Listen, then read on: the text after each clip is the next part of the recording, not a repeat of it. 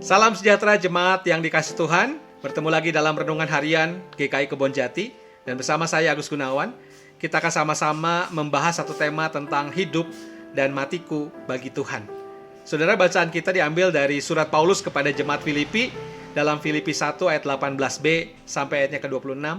Tetapi saya akan membacakan bagian yang seringkali menjadi bagian favorit dalam bacaan kita hari ini, adalah sebuah pernyataan Paulus yang tertulis dalam ayat ke-21. Karena bagiku hidup adalah Kristus dan mati adalah keuntungan. Nah, saudara, pernyataan Paulus ini lahir dari suratnya kepada jemaat Filipi ketika ia berada di dalam penjara. Nah, dalam suratnya Paulus menyatakan bahwa ia dipenjarakan karena pemberitaan Injil Kristus. Saudara, Paulus tidak gentar meskipun ia harus berada dalam penjara dan harus mati karena pelayanannya. Bagi Paulus, saudara, kesudahan semuanya itu adalah keselamatan yang terus didoakan oleh jemaat yang mendukungnya dan juga pertolongan dari Yesus Kristus, seperti tertulis dalam ayat ke-19. Bahkan kalau kita membaca lebih lanjut, saudara, jika Paulus boleh memilih, ia lebih memilih untuk pergi. Dalam hal ini konteksnya adalah dalam kematian, untuk kemudian dia meyakini dia akan bersama-sama dengan Kristus. Dan kemudian kematian, saudara, bagi Paulus adalah jauh lebih baik. Mengapa demikian, saudara? Karena Paulus tahu kematian adalah bagian dari perjumpaannya dengan Yesus Kristus yang selama ini ia beritakan. Nah, saudara, dalam bagian lain misalnya Paulus menyebutkan imannya tersebut dalam suratnya kepada Timotius, murid yang dikasihinya, dalam 2 Timotius 4 ayat 6-8. Dia mengatakan, mengenai diriku, darahku sudah mulai dicurahkan sebagai persembahan dan saat kematianku sudah dekat. Aku telah mengakhiri pertandingan yang baik, aku telah mencapai garis akhir, dan aku telah memelihara iman.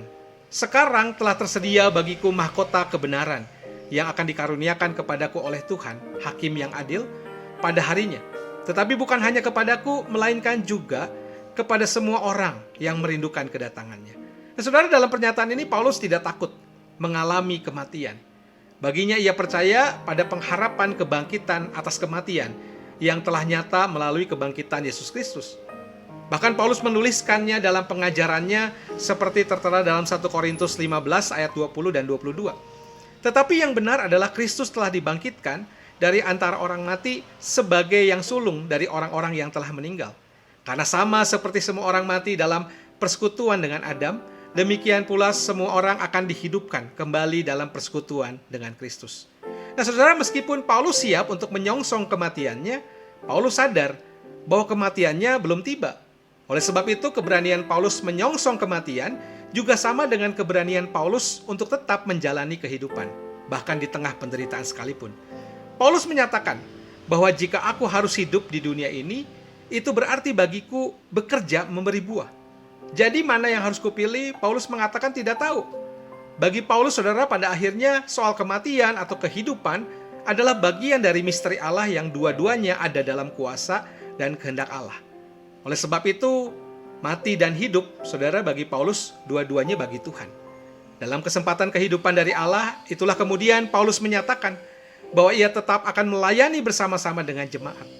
Dalam penderitaan, Paulus masih mengingat jemaatnya dan berharap mereka tetap bersukacita dengan melihat teladan Paulus dan juga tetap semakin maju dalam melayani Yesus Kristus.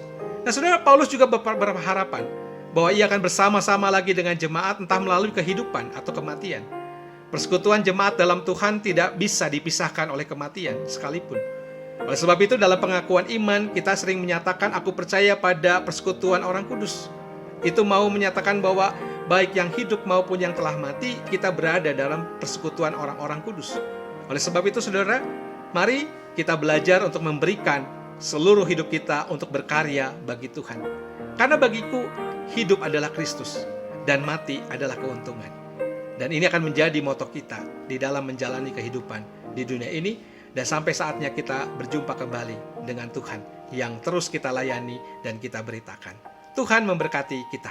Amin.